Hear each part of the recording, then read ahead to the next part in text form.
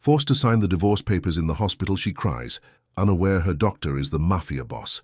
The fluorescent lights of St. Vincent Memorial Hospital flickered above her head as the cold metal pen pressed into her trembling fingers. Rachel Montgomery sat in the narrow hospital bed, her wrist still wrapped in gauze, her heart shattering into 1,000 pieces as the man she had loved for 7 years stood at the foot of her bed with nothing but impatience in his eyes. "Sign it," he said. His voice carried no warmth, no hesitation, no trace of the man who had once promised her forever beneath a canopy of white roses in a garden in Connecticut. "Sign the papers, Rachel. I have somewhere to be." She looked down at the document spread across the thin hospital blanket. The words blurred through the tears she refused to let fall.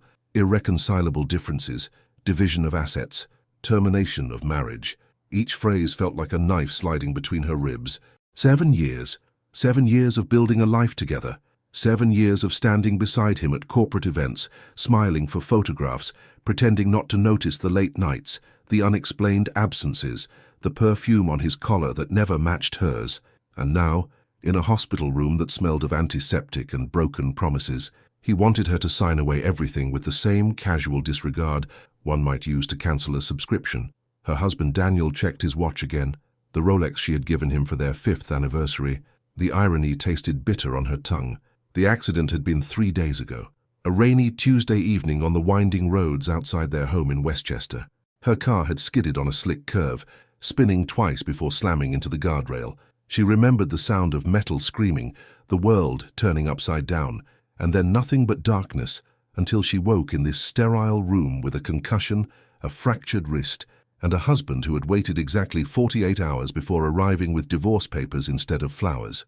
"Where is Emily?" she managed to ask, her voice barely above a whisper. Her daughter, their daughter, 5 years old, with her mother's auburn hair and her father's stubborn chin. "With my mother," Daniel replied without looking up from his phone. "She will stay there during the transition." Transition, as if their family was a business merger being restructured, as if their little girl was an asset to be relocated during a corporate reorganization. Rachel felt something crack inside her chest, not her heart. That had broken long ago in small pieces, with each cancelled dinner, each forgotten birthday, each time he looked through her as if she were made of glass. No, this was something deeper.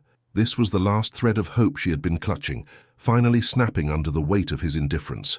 "I need time," she said. "I need to understand what this means for Emily." Daniel finally looked at her, really looked at her, and in his eyes she saw nothing but cold calculation. "Emily will be fine. Children adapt. Sign the papers, Rachel. My lawyer says we can expedite this if you cooperate." Cooperate? As if resistance was even an option when he held all the cards, his family's money, his family's lawyers, his family's connections that stretched through every courtroom in the state. She was a graphic designer from a middle-class family in Ohio. He was the heir to a real estate empire that owned half of Manhattan. The door opened, and a nurse stepped in with a chart in her hands. "Mrs. Montgomery, your attending physician will be in shortly to discuss your discharge." Daniel seized the interruption. "I have to go sign the papers. Leave them with the nurse." He was already moving toward the door, already dismissing her, already erasing her from his life. "Daniel, wait." He paused, but did not turn around. "Did you ever love me?" The silence that followed was the cruelest answer he could have given. Then he was gone, and Rachel was alone with the documents that would end her marriage, the fluorescent lights that would not stop flickering, and a pain so profound it felt like drowning. She did not know how long she sat there, staring at the signature line, watching her tears fall onto the paper and blur the ink. Minutes, hours, time had become meaningless. When the door opened again, she did not look up. She assumed it was the nurse, or perhaps another technician coming to check her vitals, to ensure she was healing properly while everything else fell apart. "Mrs. Montgomery." The voice was deep, measured, with an authority that made her spine straighten instinctively. She raised her eyes and found herself looking at a man who did not belong in this room. He was tall, with broad shoulders that strained against his white coat. His dark hair was swept back from a face that could have been carved from stone, all sharp angles and shadows.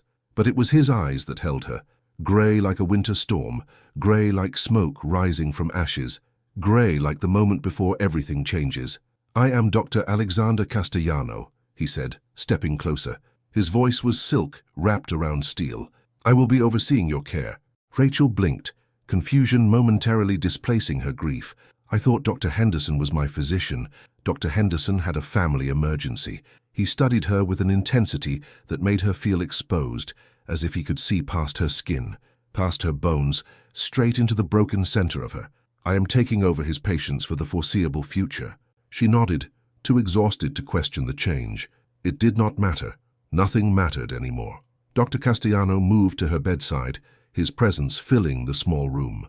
He glanced at the divorce papers spread across her lap, and something flickered in those storm-gray eyes. Something she could not name. Difficult day, he observed. It was not a question. Rachel laughed, but the sound came out cracked and hollow. You could say that. He said nothing, merely waited, and somehow that silence was an invitation. Before she knew what she was doing, she was speaking, words tumbling out like water through a broken dam. 7 years, she heard herself say. 7 years of marriage, and he cannot even wait until I leave the hospital. He could not even pretend to care about the accident, about our daughter, about any of it. Dr. Castellano listened. He did not offer platitudes or empty comfort. He simply stood there, solid and still, like a lighthouse in a storm. What will you do? He asked quietly. Rachel looked down at the papers, the pen still clutched in her bandaged hand. I do not know. I have nothing. He has everything. The house, the lawyers, the connections. She paused, swallowing the lump in her throat. My daughter. He has my daughter. For a long moment, Dr. Castellano did not speak. Then he reached out, and with a gentleness that seemed impossible for hands so large, he took the pen from her fingers.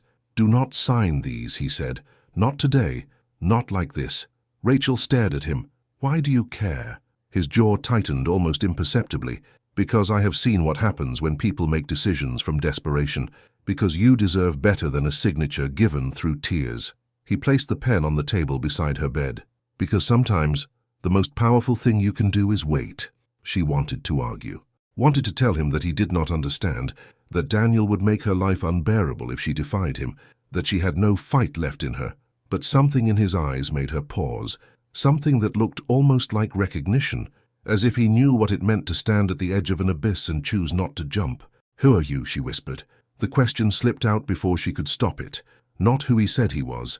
She meant something deeper, something she could not articulate. Dr. Castellano held her gaze for a heartbeat. 2. Then he stepped back, and the mask of professional detachment slid back into place. I am the man who is going to make sure you heal properly, he said, in every sense of the word. He turned toward the door, and Rachel felt a strange panic rise in her chest. Wait. She did not know why she was stopping him, did not know what she wanted to say. She only knew that his presence had been the first thing in days that made her feel something other than despair. He paused, his hand on the doorframe, and looked back at her. Will I see you again? She asked. The corner of his mouth lifted. Just slightly. Just enough. Every day until you leave this hospital, Mrs. Montgomery, and perhaps beyond. Then he was gone, and Rachel was left alone with a question that would haunt her through the long nights ahead. Who was Alexander Castellano, and why did she feel for the first time in years that someone was actually seeing her? She did not know then that his white coat concealed tattoos that told stories of blood and loyalty, did not know that the hands that had held her pen so gently had also held far more dangerous things, did not know that the man who had just promised to help her heal was the most powerful figure in the criminal underworld of the eastern seaboard. She did not know any of this, but she would learn, and when she did, nothing in her life would ever be the same. The night passed in fragments. Rachel drifted between sleep and waking, her dreams filled with grey eyes and divorce papers and the sound of rain on pavement. Every time she surfaced, she found herself staring at the unsigned documents on her bedside table, feeling the weight of the choice she had not yet made. At 3 a.m, her phone buzzed, a text from Daniel. Text from, sign the papers or I file for full custody tomorrow. Her blood ran cold. Full custody.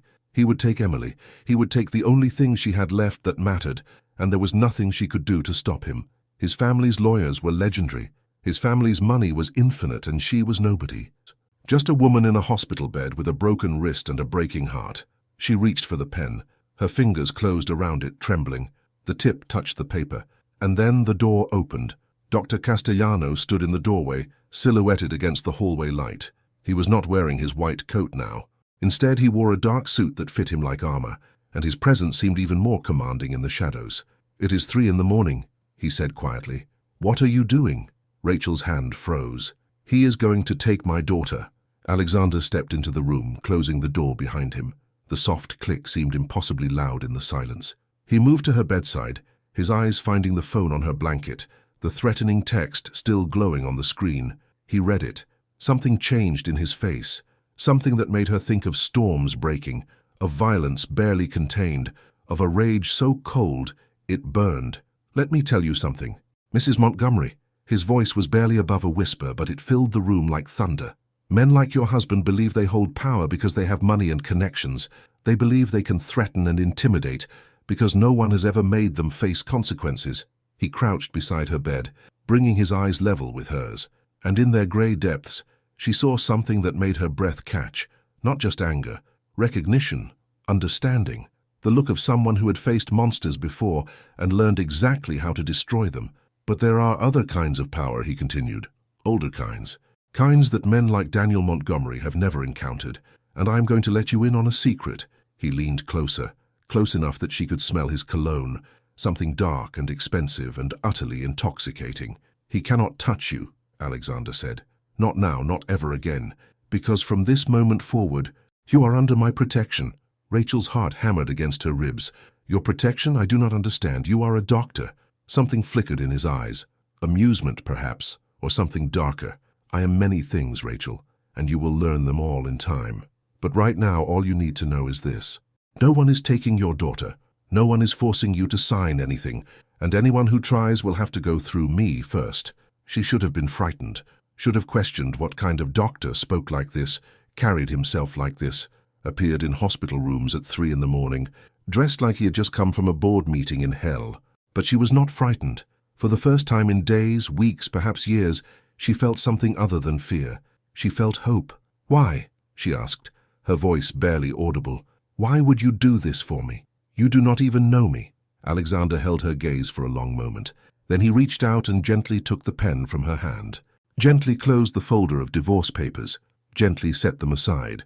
Because I know what it means to have everything taken from you, he said quietly. And I know what it means to have someone believe in you when no one else does. He stood, his presence seeming to fill the entire room. Get some sleep. Rachel, tomorrow everything changes. He was halfway to the door when she spoke again. Dr. Castellano. He paused without turning. Thank you. He glanced back at her, and for just a moment, the mask slipped. She saw something vulnerable beneath the authority, something human. Alexander, he said. Call me Alexander. Then he was gone, leaving Rachel alone with questions that multiplied in the darkness. But she did not reach for the divorce papers again, did not respond to Daniel's threatening text. Instead, she closed her eyes, and for the first time since the accident, slept without nightmares. Check if you're already subscribed to this channel, because this is just the beginning. The story you're about to hear will keep you on the edge of your seat, make your heart race, and remind you that sometimes the most unexpected person becomes the one who changes everything. The morning light filtered through the hospital blinds, painting stripes of gold across Rachel's blanket.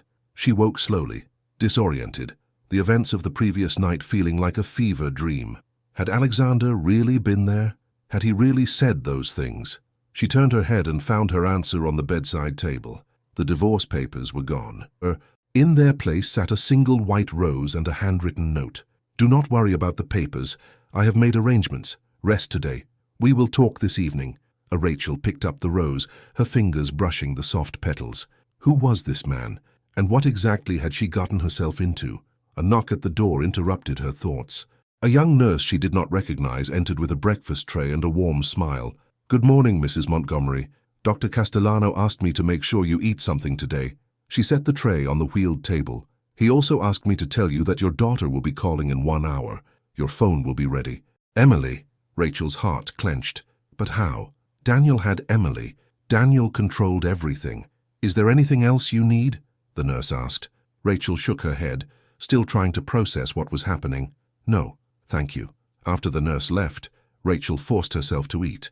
The food was surprisingly good for hospital fare, and she realized she had barely eaten in days. As she finished, her phone rang. The number was unfamiliar, but she answered anyway. Mommy?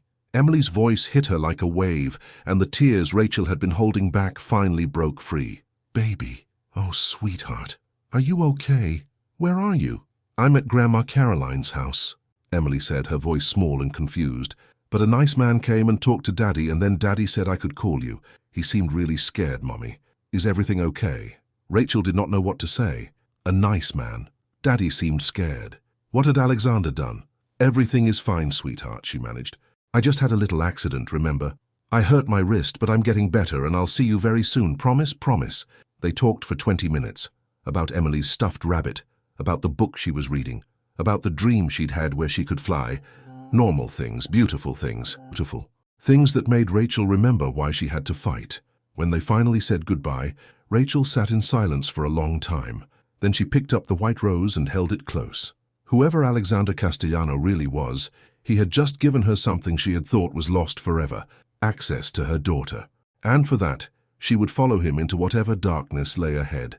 The day passed in a blur of tests and examinations.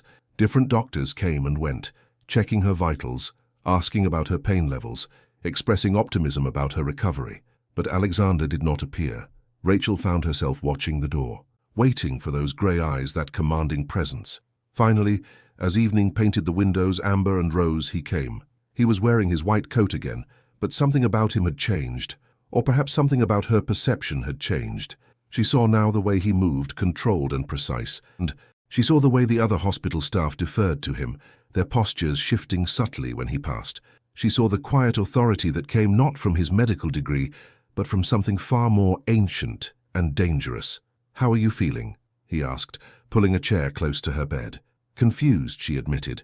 "Grateful. Terrified." Alexander nodded as if all of these emotions made perfect sense. "I imagine you have questions." "About 1,000,000. He leaned back in the chair, his long legs stretched out before him. "Then ask. I will answer what I can." Rachel took a deep breath. "Who are you? Really?" Silence stretched between them. Outside, the city hummed its endless song. Inside, the only sound was the soft beep of medical equipment and the racing of Rachel's heart. "I am the head of the Castellano family," Alexander said finally. His voice was calm, matter-of-fact, as if he were describing his medical specialty rather than something that made Rachel's blood freeze. "We have operated in this city for 4 generations. My father ran things before me, and his father before him." Rachel's mind raced, piecing together fragments. The Castellano family. She had heard the name, whispered in certain circles, printed in tabloid headlines that never quite led to arrests. Organized crime. The Mafia. "You are," she began, then stopped, unable to form the words. "A criminal," Alexander finished for her. "By the definition of men like your husband, yes. By my own definition, I am a man who protects his people and destroys those who would harm them. And I am one of your people now. You are under my protection. That is not quite the same thing." He studied her with those storm-grey eyes. "But it could be, if you choose." Rachel's mind spun. She should be running. Should be screaming for security, for police, for anyone who could save her from this man, who had just admitted to being exactly the kind of person she should fear. But she did not run, did not scream, because the truth was she had already been living in fear. Fear of Daniel, fear of losing Emily, fear of the powerlessness that had defined her existence for years. And Alexander was offering her something different, something terrifying and exhilarating and utterly foreign. He was offering her power. "Why me?" she asked quietly. "Of all the people in this hospital, why did you choose to help me?" Alexander was silent for a long moment. Then he spoke, and his voice carried a weight that made her understand she was hearing something rarely shared. 7 years ago I lost someone. Someone I failed to protect." He looked away, his jaw tight. "She was in a situation not unlike yours, trapped, desperate, alone. I did not reach her in time." Rachel felt her heart constrict. What happened? She made a decision from desperation, signed papers she should not have signed, trusted people she should not have trusted. Alexander's hands clenched on his knees. "By the time I found out what was happening, it was too late. I could not save her." "Who was she?" "My sister." The word hung in the air, heavy with grief and guilt and rage that had never fully healed. "When I saw you," Alexander continued, his voice rough, "when I saw that man standing over you, demanding that you sign, looking at you like you were nothing, I saw her. I saw every moment I should have intervened and did not, and I made a choice." Rachel reached out, her fingers brushing his hand. He went utterly still at the contact. "I am sorry," she whispered, "for your sister, for your loss." He looked at her hand on his, When he raised his eyes, something had shifted in their depths. "Thank you, but I did not tell you this for sympathy. I told you because I want you to understand that this is not a game to me. Your safety, your daughter's safety, they matter. And I will do whatever it takes to ensure them. Even things that are illegal. Even things that would make your husband's crimes look like parking tickets." He said it with such calm certainty that Rachel felt a shiver run down her spine. But it was not fear. It was something else. Something that felt dangerously like excitement. "What happens now?" she asked. Alexander stood, adjusting his white coat. "Now you focus on healing. I have already dealt with the immediate threat of your husband's custody filing. It has been delayed indefinitely." "How?" He smiled, and it transformed his face, made him look younger, almost boyish, despite the danger that clung to him like shadow. "Let us just say I had a conversation with his lawyers. They were very receptive to my perspective." Rachel did not want to know what that conversation had entailed, or perhaps she did, and that terrified her. "When you are discharged," Alexander continued, "I would like you to stay somewhere safe, not your marital home. Somewhere your husband cannot reach you while we sort out the legalities." "Where?" "My home." The offer hung in the air like a challenge. Rachel knew what she should say, should refuse, should find her own way, her own safety, her own path forward, but she also knew what was waiting for her if she tried to do this alone. Daniel's lawyers, Daniel's money, Daniel's endless capacity for cruelty when he did not get what he wanted. And she looked at Alexander Castellano, this man who was offering her protection and possibly something more, and she made a choice. "Okay," she said, "I will come with you." Something flickered in his eyes. Satisfaction, and perhaps something else. "Good," he said simply, "then rest. We have a long journey ahead of us." He was at the door when she called his name. "Alexander," he paused, "what you said last night, that no one would take my daughter, did you mean it?" He turned and his eyes met hers with an intensity that made her breath catch. "I never make promises I cannot keep, Rachel." He held her gaze for a moment longer. "Your daughter will be in your arms within the week. You have my word." Then he was gone, and Rachel was left with the white rose, the lingering scent of his cologne, and the dawning realization that her life had just taken a turn from which there was no returning. 3 days later, Rachel stood at the entrance of a place that defied every expectation she had formed. When Alexander had said, "my home," she had imagined something dark, something cold, something that looked like a fortress designed for criminals. Instead, she found herself looking at an estate that could have graced the cover of Architectural Digest. Rolling lawns stretched toward the Hudson River, dotted with ancient oaks and manicured gardens. The house itself was a sprawling Georgian manor, its red brick warm in the afternoon sun, its white columns speaking of old money and older secrets. "Welcome to Castellano House," Alexander said beside her. He had personally driven her from the hospital, his sleek black car eating up the miles between the city and this sanctuary hidden in the hills of Westchester. "It is beautiful," Rachel breathed.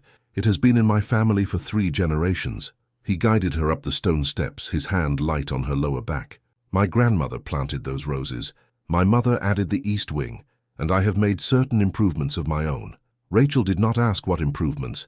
She suspected they involved things like security systems and safe rooms, and features that protected against threats she did not want to imagine. The interior was just as stunning as the exterior. High ceilings, warm wood floors, art that looked like it belonged in museums. But it was the light that struck her most.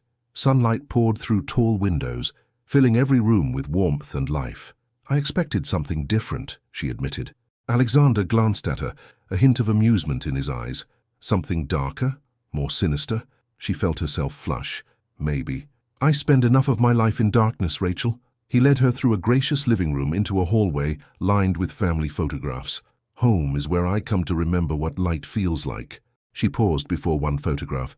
It showed a young woman with Alexander's grey eyes and a smile that radiated joy. She was posed in a garden, laughing at something beyond the camera's frame. "Your sister?" Rachel asked softly.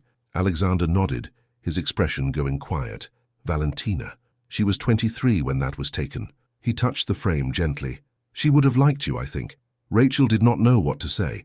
She looked at the photograph, at this young woman who had been lost because no one had been there to save her, and she felt the weight of Alexander's mission settle around her like a cloak. "Come," Alexander said after a moment. "Let me show you to your room." The room he led her to was on the 2nd floor overlooking the gardens. It was spacious and elegant, with a four-poster bed, a private bathroom, and a small sitting area near the window. "This is too much," Rachel protested. "This is appropriate," Alexander countered. He moved to the window, adjusting the curtains so the afternoon light fell soft and golden across the floor. "You are not a guest here to be tolerated, Rachel. You are someone I have chosen to protect. That means you receive the best I have to offer." She sat on the edge of the bed, suddenly overwhelmed. It had been so long since anyone had treated her as something valuable. Daniel had made her feel like an accessory, a convenient prop in the story of his life. And now here was this man, this dangerous, powerful, terrifying man, offering her not just safety but dignity. "Thank you," she whispered. Alexander moved toward the door, then paused. "Dinner is at 7. If you need anything before then, simply use the phone on the nightstand. Any of my staff will be happy to assist you." He met her eyes. "And Rachel, you are safe here. Whatever else happens, whatever complications arise, you are safe within these walls. No one will touch you without going through me first." Then he was gone, and Rachel was alone with the afternoon light, the sound of birdsong through the open window, and the first real peace she had felt in years. She spent the next hour exploring her room, unpacking the small bag of belongings Alexander's people had retrieved from her hospital room. Her clothes were still at the house in Westchester, the home she had shared with Daniel, but Alexander had assured her that new things would be provided. She did not have the energy to refuse. At 6:30, there was a soft knock at her door. A young woman with dark hair and kind eyes introduced herself as Maria, one of the household staff. "Mr. Castellano asked me to see if you need help getting ready for dinner," Maria said. "He thought you might appreciate some company." Rachel found herself smiling. "That sounds nice." As Maria helped her prepare, chatting about the house and the grounds, Rachel learned small details that painted a picture of Alexander's world. The staff had been with the family for years, some of them for generations. They spoke of their employer with respect and, more surprisingly, genuine affection. He paid for their children's education. He had built a medical clinic on the property that served the surrounding community. He remembered every birthday and never missed sending flowers when someone fell ill. It was not the portrait of a monster. It was the portrait of a man who understood that power came with responsibility. At 7 o'clock exactly, Rachel descended the main staircase and found Alexander waiting for her in the foyer. He had changed from his casual clothes into a dark suit that fitted him perfectly, emphasizing his broad shoulders and the quiet authority of his bearing. His eyes swept over her appreciatively. "You look beautiful," he said simply. She was wearing a simple blue dress that Maria had found in a closet, clearly kept for guests. It fit her surprisingly well. "Thank you." She felt suddenly shy. She felt aware of how strange this all was. A week ago, she had been married to another man, drowning in despair. Now she was having dinner with someone who existed in a world she barely understood. He offered his arm, and she took it. The dining room was intimate rather than grand, a room designed for conversation rather than intimidation. A fire crackled in the hearth despite the mild spring evening, and candles provided soft light that made the silver gleam. They sat at opposite ends of a table that could have accommodated 12, but felt perfectly sized for 2. Staff appeared silently, serving wine and the first course, then disappearing like ghosts. "Tell me about yourself," Alexander said, lifting his glass. "Not the surface things, the real things." Rachel considered the question. What did anyone really want to know? The details of her career, her education, her failed marriage, or something deeper? "I grew up in Ohio," she said slowly. "Small town. Nice family. I came to New York for design school and never left. Met Daniel at a party when I was 23. He was charming and successful, and he made me feel like I was the center of the universe." She paused, the old pain surfacing. For a while, what changed? Everything. She set down her fork, the food suddenly tasteless. Or maybe nothing changed. Maybe he was always who he really is, and I just did not want to see it. By the time Emily was born, I knew the marriage was a mistake, but I thought I could make it work. Thought that if I just tried harder, loved him more, became whatever he wanted me to be. Alexander's expression was unreadable, but his eyes never left her face. You cannot transform yourself into someone else's fantasy without losing yourself in the process. Is that experience talking? He smiled, but there was little humor in it. Let us just say I spent many years trying to be what my father wanted me to be. It was only after he died that I understood I had to find my own way, create my own rules. And what are your rules? Protect your people, destroy your enemies, never make promises you cannot keep. He lifted his glass. And never, ever underestimate a woman in despair. Rachel found herself laughing despite everything, despite the strangeness, the danger, the thousand ways this could go wrong. It felt good to laugh. It felt like breathing after being underwater.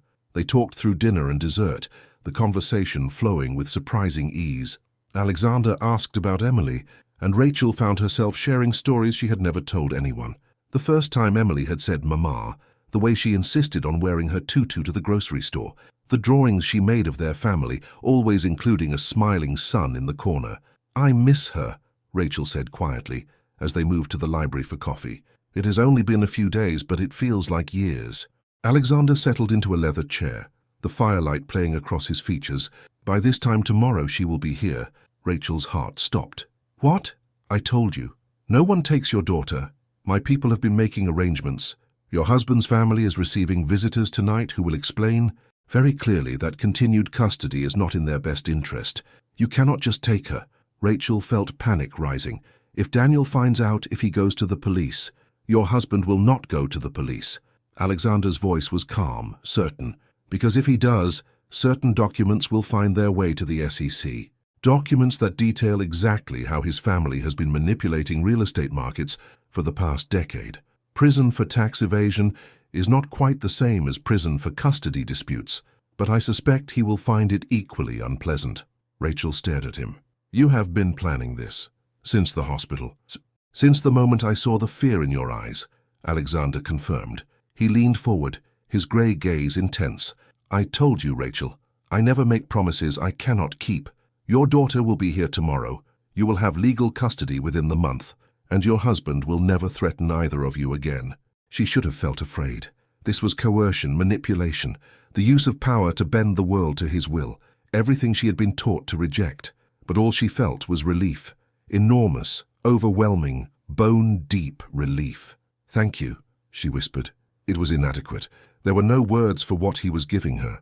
Alexander studied her for a long moment. Then he rose and moved toward her, stopping when he was close enough to touch. "I should be honest with you," he said quietly. "I'm not doing this purely out of altruism." Rachel's breath caught. "What do you mean? When I saw you in that hospital room, I felt something. Something I had not felt in years." He reached out, his fingers brushing a strand of hair from her face.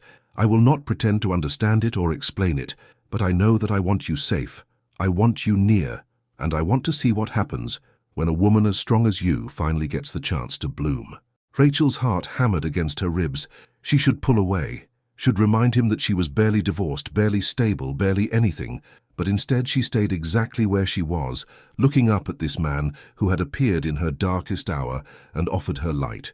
"And what happens now?" she asked. Now Alexander said nothing. He stepped back, his expression careful. "Now you focus on healing, on reconnecting with your daughter, on building the life you deserve. And when you are ready, if you are ready, we can talk about what else might be possible. And if I am never ready, then you will still be safe, still be protected, still have a home here as long as you want one." His mouth curved in a slight smile. "I am patient, Rachel. It is one of my few virtues." She did not know whether to laugh or cry, so she did both, tears streaming down her face as an unexpected giggle escaped her throat. Alexander simply handed her his handkerchief and waited while she composed herself. "I am a mess," she finally said. "You are recovering. There is a difference." She looked at him then, really looked at him, and saw something that made her heart ache. Beneath the power and the danger and the carefully constructed walls, there was loneliness. A man who protected everyone but had no one to protect him. "Alexander? Yes, thank you, not just for Emily, for everything, for seeing me, for believing I was worth saving." Something shifted in his expression, something vulnerable and raw and quickly hidden. "Get some sleep," he said roughly. "Tomorrow is a big day." But as she walked to the door, he spoke again. "Rachel?" She turned. "You were always worth saving." He held her gaze for one heartbeat, two. "Never doubt that." Then she was climbing the stairs to her room, her heart full of emotions she could not name, and the knowledge that her life had become something unrecognizable, something terrifying, something wonderful.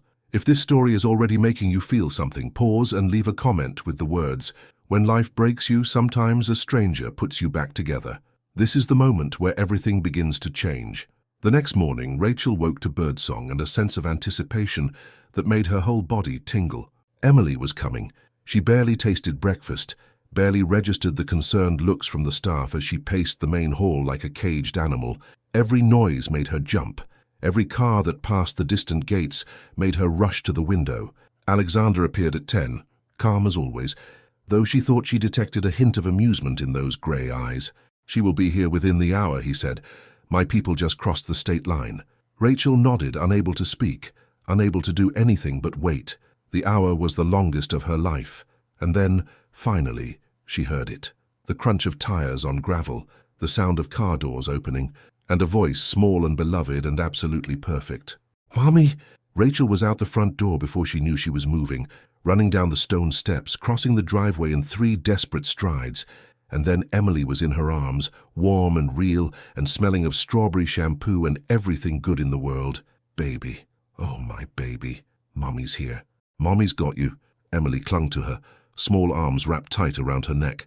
"I missed you, Mommy. Daddy's house was so quiet, and I kept waiting for you to come. I am here now." Rachel was crying openly, tears streaming down her face and dripping onto Emily's hair. "And I am never ever leaving you again, leaving." They stayed like that for a long time, mother and daughter, broken pieces finding each other again. Rachel was dimly aware of Alexander standing on the steps, watching with an expression she could not read, of the black SUV pulling away, its occupants disappearing as silently as they had arrived. Finally, Emily pulled back enough to look at her mother's face. "Mommy, who is that man?" Rachel followed her daughter's gaze to where Alexander stood, tall and still as a statue. "That," she said carefully, "is a friend. A very good friend, who helped bring you back to me." Emily considered this with the solemn gravity of a 5-year-old. "Is this his castle?" Rachel found herself laughing despite the tears. "It is his house, but it does look like a castle, doesn't it? It's so pretty. Can I see inside?" "Of course you can, sweetheart." As they walked toward the steps, hand in hand, Alexander descended to meet them. He crouched down to Emily's level, and his entire demeanor shifted. The danger receded, replaced by a gentleness that made Rachel's heart clench. "Hello, Emily. I am Alexander. Welcome to my home." "Hi." Emily studied him with frank curiosity. "Do you have any pets?" Alexander smiled, and for a moment he looked almost boyish. "I have a cat named Leonardo. Would you like to meet him?" "Yes, please, then let us go inside and find him." He offered his hand to the little girl, and after a moment's hesitation, Emily took it. Rachel watched them walk up the stairs together, the most powerful man she had ever known and her 5-year-old daughter, and felt something shift in her chest. This was not what she had expected. None of this was what she had expected, and yet somehow it felt right. The days that followed were a slow unwinding of tension Rachel had not even realized she was carrying. She and Emily settled into the rhythms of Castellano House. Breakfast in the sunny kitchen, with Maria making pancakes in whatever shape Emily requested. Mornings in the gardens, where Emily discovered a passion for catching butterflies and making flower crowns. Afternoons in the library, where Alexander had somehow acquired an entire shelf of children's books that appeared overnight. And in the evenings, after Emily was asleep, Rachel would find herself in the library with Alexander, talking for hours about everything and nothing. She learned about his business, the legitimate parts at least, real estate, investments, a shipping company that moved goods across the Atlantic. He spoke of his employees like family, knew their names and their children's names, remembered their stories. She learned about his past, fragments offered with careful precision. A mother who had died when he was 12, a father who had demanded perfection and punished failure, a sister whose loss had carved a wound that never fully healed. And she learned about his present, the careful balance he maintained between the worlds he inhabited, the enemies who would exploit any weakness, the constant vigilance required to protect those he loved.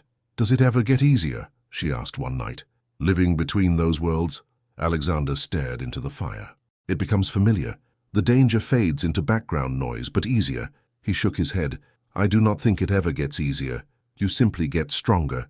Rachel thought about her own strength, the strength she had not known she possessed, until everything was stripped away.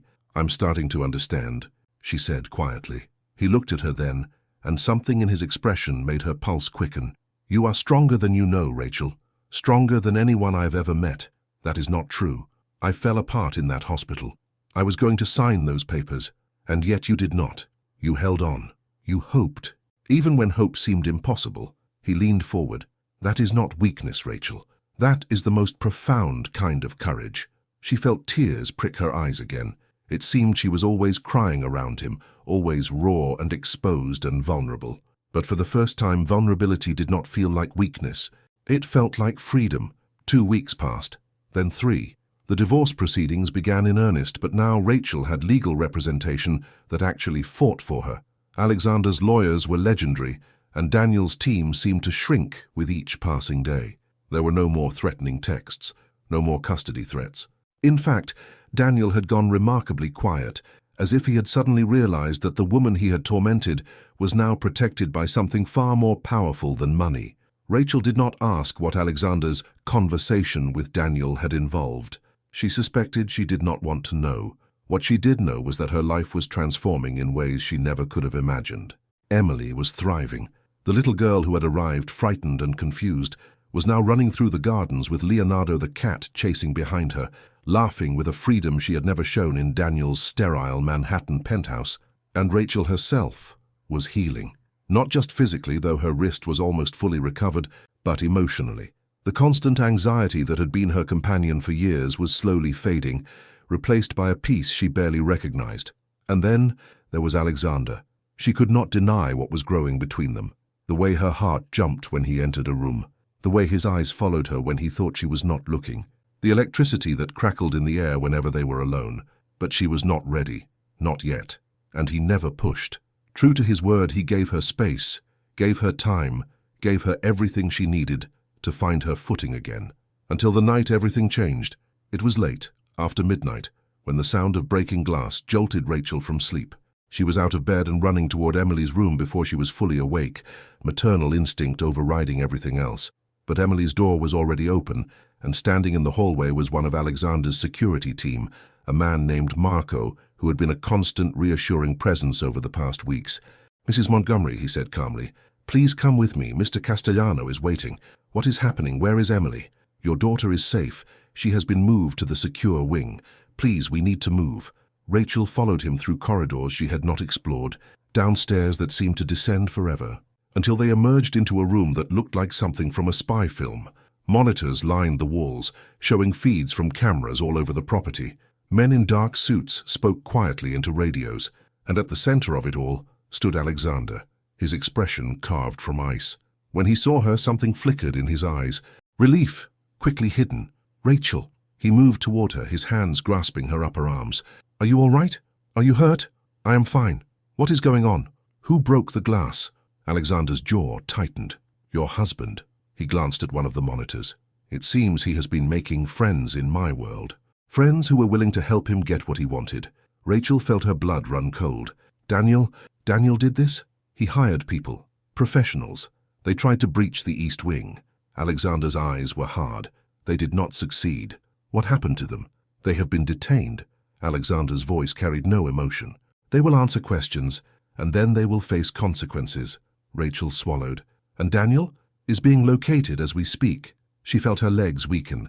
If Alexander had not been there, had not built this fortress, had not been ready. "Emily," she whispered, "is perfectly safe. I moved her to the secure wing the moment our sensors detected the approach. She is with Maria now, still asleep." Alexander's expression softened slightly. "She does not know anything happened." Rachel sagged against him, relief and terror mixing in her chest. He could have taken her. He almost took her. "He will never touch either of you." The words were not a promise, they were a vow. Not now, not ever. She looked up at him. This man who had become her protector, her friend, her... What? She did not have words for what Alexander was to her. Only that the thought of losing him was suddenly as terrifying as the thought of losing Emily. "Alexander," she said. "Yes, I think I am ready." "I am." He went very still. "Ready for what?" "For this. For you. For whatever this is between us." She reached up, her fingers touching his jaw. "I was afraid to feel anything again, afraid to trust again. But you showed me that not everyone is like Daniel. That power does not have to mean cruelty. That love..." She paused, the word hanging in the air. "That love can look different than I thought." Something blazed in Alexander's eyes, something fierce and tender and utterly consuming. "Rachel," he said, his voice rough, "if you are not sure, I have never been more sure of anything." She leaned into him, feeling his warmth, his strength. "You gave me back my daughter, you gave me back myself, Now I am choosing to give you something in return. What? A chance, she whispered, to see where this goes. Alexander looked at her for a long moment.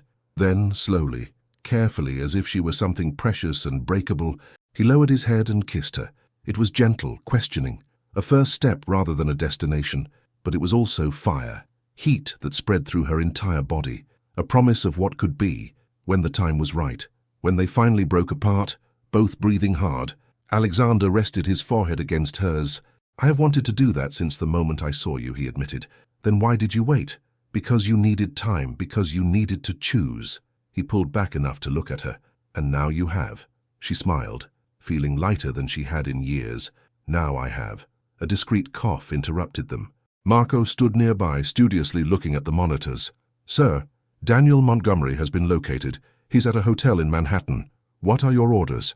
Alexander straightened, but he did not release Rachel's hand. Bring him here. He glanced down at her.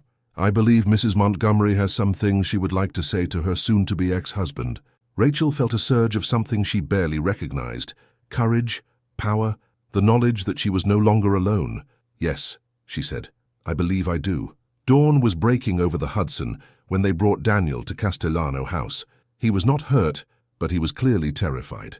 His expensive suit was rumpled, his hair disheveled, and his eyes darted around the grand foyer like a trapped animal seeking escape. When he saw Rachel standing beside Alexander, his fear transformed into fury. Rachel, his voice cracked. What have you done?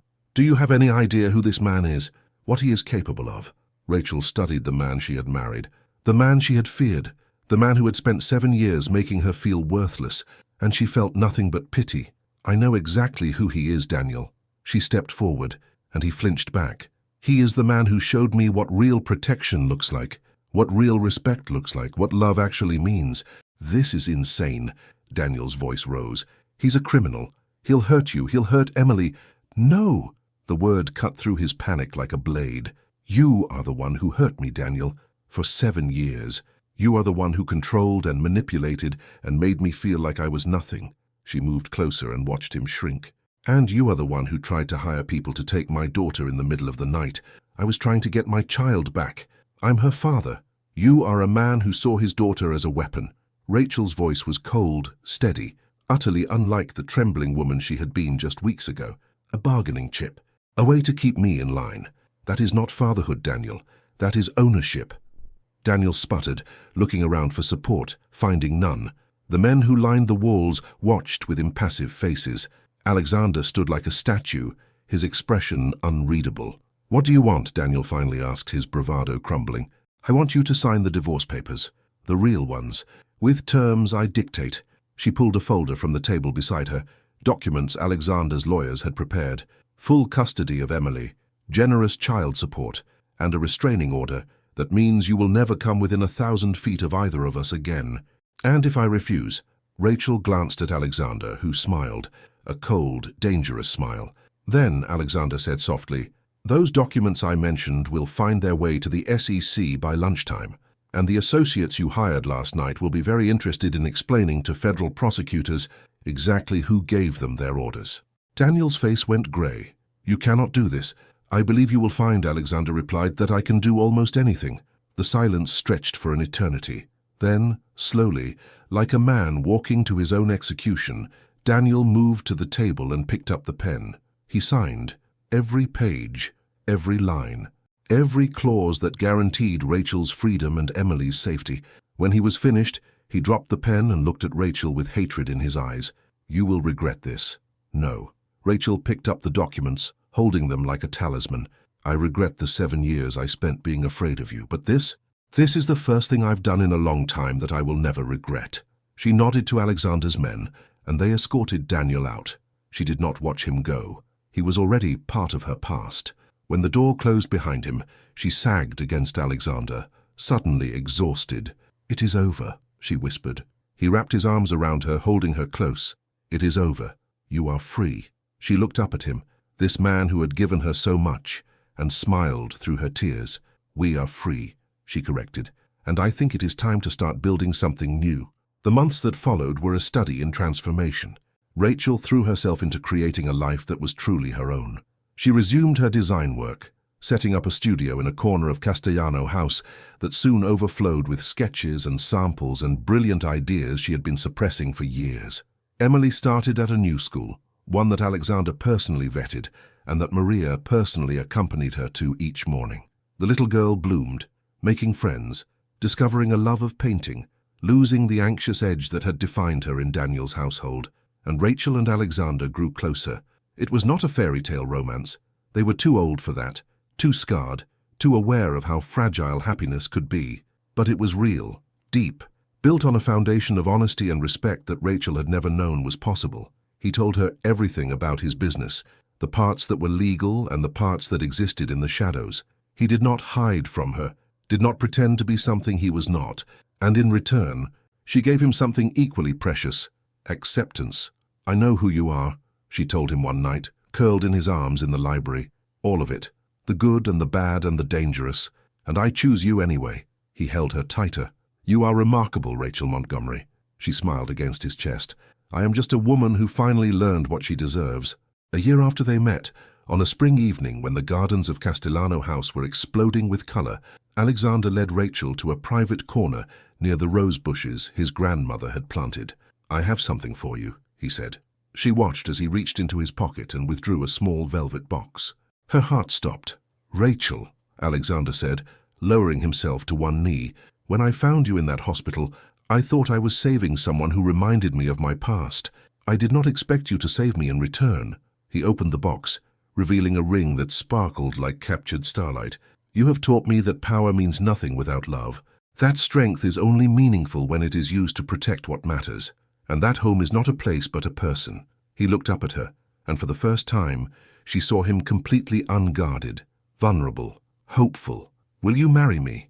Rachel thought of everything that had brought her to this moment, the pain and the fear and the endless nights of despair, the courage it had taken to trust again, the transformation that had turned her from a broken woman in a hospital bed to someone who knew her own worth. And she thought of the man before her, dangerous and gentle, powerful and kind, the man who had never demanded anything, only offered, who had waited patiently while she healed, who had loved her even when she could not love herself. "Yes," she whispered. "Yes, Alexander, 1,000 times yes." He slid the ring onto her finger, then rose and pulled her into his arms. Their kiss was everything: promise and passion, tenderness and heat. When they finally broke apart, Emily came running across the lawn, having been hidden behind a hedge with Maria as a co-conspirator. Did she say yes? Did she say yes? Alexander laughed, a sound Rachel had learned to treasure because it was so rare. She said, "Yes, little one." Emily squealed and threw herself into their embrace, the three of them tangled together under the spring sky. "We are a family now," Emily announced, with the absolute certainty of a child. "For real." Rachel looked at Alexander over their daughter's head and smiled through her tears. "Yes, sweetheart, we are." The wedding was held at Castellano House on a perfect September afternoon. Rachel wore a simple ivory dress that Alexander had declared made her look like an angel. Emily served as flower girl, scattering petals with slightly terrifying enthusiasm, and the garden was filled with the people who mattered most. Alexander's trusted inner circle, Rachel's family who had flown in from Ohio, the staff who had become family. As Rachel walked toward Alexander under an arch of white roses, she thought about how different this moment was from her first wedding. Then she had been young and naive, believing that love was enough to conquer anything. Now she knew better. Love was not enough on its own. Love required action, sacrifice, the willingness to stand beside someone even when the world tried to tear you apart. And looking at Alexander, at the man who had seen her at her worst and loved her anyway, she knew she had found someone who understood that truth as deeply as she did. The vows they exchanged were simple but profound. "I promise to protect you," Alexander said, his grey eyes locked on hers. "Not because you are weak, but because you are precious. I promise to fight for you, to stand beside you, to give you everything I have and everything I am. And I promise that no matter what storms come, you will never face them alone." Rachel's voice trembled as she spoke her own vows. "I promise to see you, all of you, the light and the dark. I promise to challenge you and support you and love you without reservation. And I promise that this family we have built will always be my priority, my treasure, my home." When the officiant declared them married, Alexander kissed her like she was the most precious thing in the world, and Rachel knew, with absolute certainty, that she finally was. The reception lasted until the stars came out. There was dancing and laughter, and a moment when Emily climbed on a chair to give a speech that was mostly about how she was excited to have a dad who could teach her to play chess and who had a really cool cat. But as the night wound down, Rachel found herself standing on the terrace with Alexander, looking out at the moonlit gardens. "Happy?" he asked. "Terrified," she admitted. "Thrilled. Amazed that this is actually my life." He wrapped his arms around her from behind. "It is real. You are safe. You are loved. You are, and nothing will ever change that." She leaned into him, feeling his heartbeat against her back. "When I was in that hospital bed, I thought my life was over. I thought I had nothing left to live for. And now, she said, turning in his arms to look up at him. "Now I understand that sometimes the worst moments of our lives are just clearing space for something better. Sometimes we have to break completely before we can rebuild." Alexander touched her face, his thumb brushing away a tear she had not realized she was crying. "You rebuilt yourself, Rachel. I just helped with the construction." She laughed softly. "You did a little more than that, perhaps." His eyes sparkled. His eyes. "But you did the hard work. You chose courage over fear. You chose love over safety. You chose to trust again when every part of you screamed not to. And look where it got me."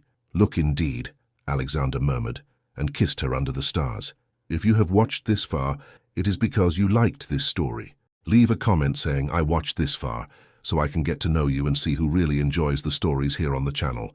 And if this story touched your heart, please subscribe to this channel for more tales of love, courage, and second chances. Click the like button if you felt something today. And share this video with someone who needs to be reminded that it is never too late to start again. Because every ending is just the beginning of a new story. 2 years after the wedding, Rachel stood in the garden where she had said her vows, watching the sunset paint the sky in shades of gold and rose. So much had changed. The shadows that had once haunted Alexander's world were receding. He had spent the years transforming his empire, shifting businesses from the grey zones into legitimate enterprises. It was a slow process, dangerous in its own way, but he was committed to building a legacy that Emily could be proud of. And Emily, now 7 years old, she was the light of their lives, a confident, curious, joyful child who had no memory of the fear that had once defined her world. She called Alexander Dad with an ease that still made his eyes shine. She played piano and painted and asked a million questions about everything. She was exactly who she was meant to be.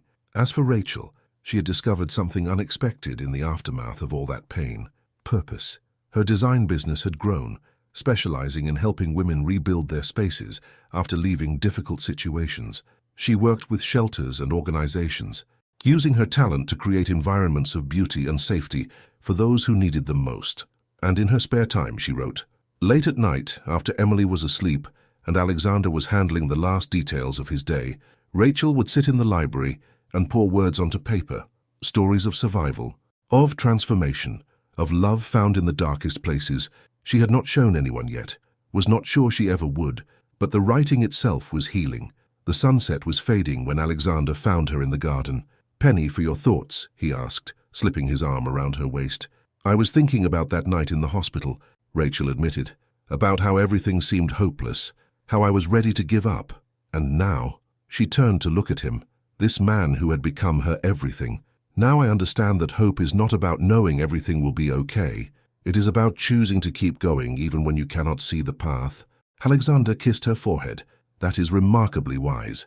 She smiled. "I had a good teacher." They stood there in the fading light, two people who had found each other against all odds, watching the stars begin to appear. "Do you ever regret it?" Rachel asked.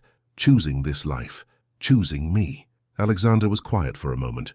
Then he took her hand, pressing a kiss to her palm. "I have regrets," he admitted. "Everyone does, but not about you, not about Emily, not about this family." He looked at her with an intensity that still took her breath away. "You are the best thing that ever happened to me, Rachel. You showed me that power is meaningless without love, that control is worthless without trust, that all my strength is only valuable if it is used to protect what matters. And what matters? You," he said simply. "Emily, this life we have built together." Rachel felt tears slip down her cheeks. She did not try to stop them. These were not tears of sadness. They were tears of a woman who had finally found her way home. "I love you," she whispered. "I love you too, forever." They walked back to the house hand in hand, the stars brightening overhead. Through the windows they could see Emily in the kitchen with Maria, probably wheedling an extra cookie before bed.